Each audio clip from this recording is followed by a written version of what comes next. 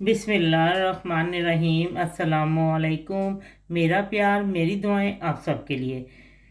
रमज़ान की आमद आमद है। मैंने आपको ड्रिंक भी दे दी है और चटनी भी बता दी है और अब मैं आपको पकोड़े बताने लगी हूँ। ये समझ लें पालक के पकोड़े हैं। तो मैंने आपको मुख्तलिफ हर रमज़ान में तकरीबन मुख्तलिफ तरह के पकोड़े बना के बताती रहती हूँ, लेकिन ये ज़रा हट के और ये मुझे मालती शर्मा जी ने चटनी की रेसिपी और पकौड़ों की रेसिपी ये उन्होंने ही दी है। तो इसको वो कह सकते हैं कि आप पालक के पकौड़े हैं। तो पालक ज़रा इसमें नुमाया होती है और इसको ज़रा इस तरह हमने ज़रा मोटा मोटा काटना है। ये पालक को ना धो के फ्रेश बहुत अच्छी तरह मट्टी होती है इसको। और फिर धोए बगैर नहीं काटना, बाद में नहीं धोना। पहले धो के अच्छी तरह फिर उसको खुश्क कर लें और फिर काटें। ठीक है। ये आप लगा लें, 2 कप भर के लगा लें। और उसके बाद जो है ये देखें, ये प्याज मैंने लिए, एक प्याज लिया और ये भी इस तरह स्लाइस में बारीक स्लाइस में काट लिया है। ठीक है। और ये एक बड़े साइज का आलू लिया, उसको भी ऐसे स्लाइस में काट लिया। मुझे अच्छा लगता है ऐसे प्याज, अदरक और ये ऐसी चीज़ें काटी जाएं। और जो जो चीज़ें अब साथ डलती जाती हैं तो मैं आपको बताती जाती हूँ। ठीक है जी। ये देखिए मैंने इसमें पालक डाल दी है और अब मैं इसमें ये प्याज और आलू भी डाल देती हूँ। ठीक है। हाँ जी, ये 2-3 इंच तकरीबन ये अदरक का मैंने पीस लिया था और इसको भी लंबाई में काट लिया। ये भी आप अपनी पसंद से कम या ज़्यादा काट सकते हैं। कि मुझे तो अदरक बहुत अच्छी लगती है मुझे तो मैं तो तकरीबन जितने भी मैंने किस्मों के पकौड़े बनाए सबके अदरक डाली है। इस तरह स्लाइस में कटी हुई ना। ठीक है। और ये मैंने 4 अदद हरी मिर्ची ली हैं और 5 कलियां लहसुन की ली हैं। वो ज़रा इतनी ज़्यादा मोटी वाली नहीं थी, नॉर्मल थी।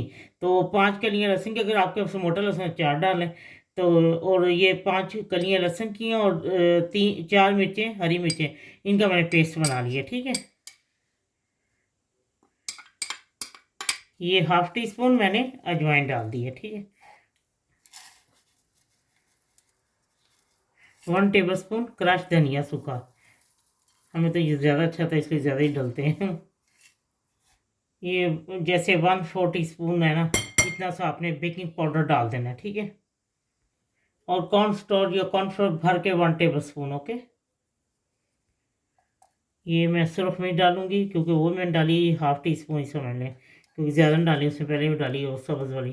ठीक।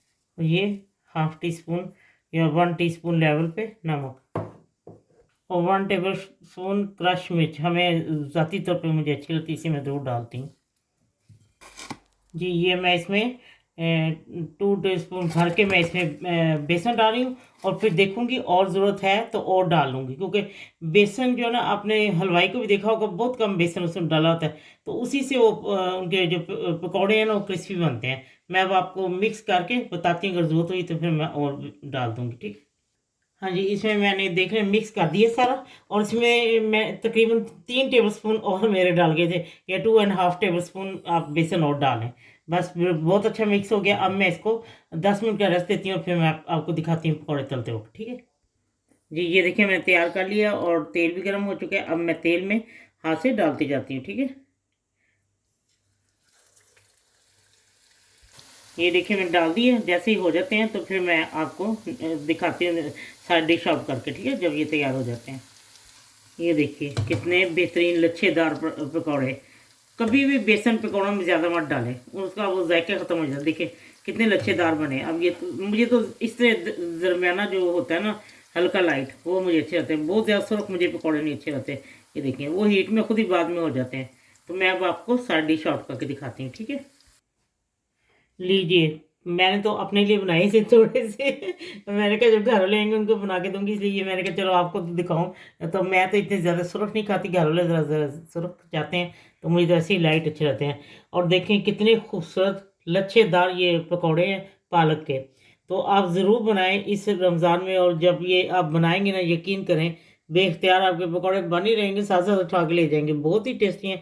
और मालती शर्मा जी का बहुत शुक्रिया, उन्होंने मुझे इतनी अच्छी रेसिपी ये देखिए। वही चटनी जो मैंने आपको कल दिखाई थी, वही पहले वही मैंने चटनी इस पकौड़ों के साथ।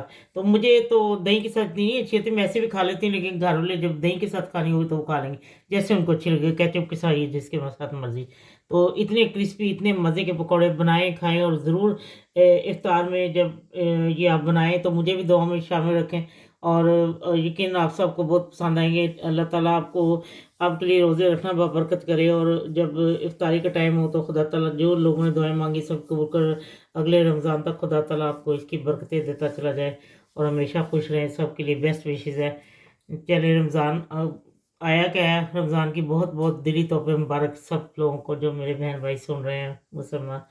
चलें ठीक है, बनाएं और खाएं और फिर ज़रूर बताएं। नमक मिर्ची आप अपनी पसंद से कम या ज़्यादा कर सकते हैं, ये एक अपना ही होता है। जब आपका दिल चाहे आसान और मज़ेदार खाना खाने को, तो आइए ना गुड्डो के ढाबा पर। प्लीज़ सब्सक्राइब करना, लाइक करना और कमेंट्स देना ना भूलें। अल्लाह हाफिज़।